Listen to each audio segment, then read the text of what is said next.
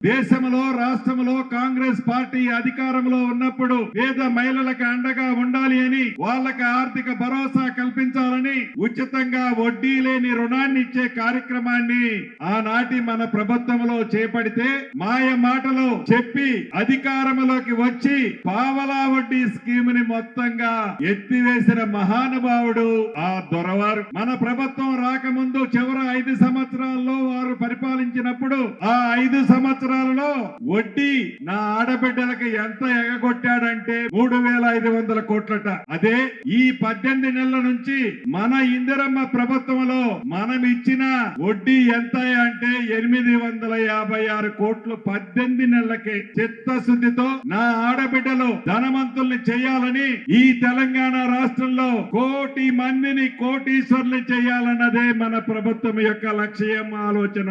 ప్రతి సంవత్సరం ఈ పావలా వడ్డీకి సంబంధించింది డ్వాక్రా మహిళలకి 25,000 కోట్ల రూపాయలు తగ్గకుండా రుణాన్ని ఇప్పించే కార్యక్రమాన్ని మొదటి సంవత్సరం చేశాం. ఇప్పటికే 2వ సంవత్సరం దానికంటే ఎక్కువగా ఇచ్చే విధంగా దీని మీద ప్రత్యేకమైన ఫోకస్ పెట్టి మహిళలని ఆర్థికంగా మరింత బలోపేతం చేసే విధంగా ఈనాడు చర్యలు చేపట్టిన సంగతి కూడా మీకు తెలిసిందే.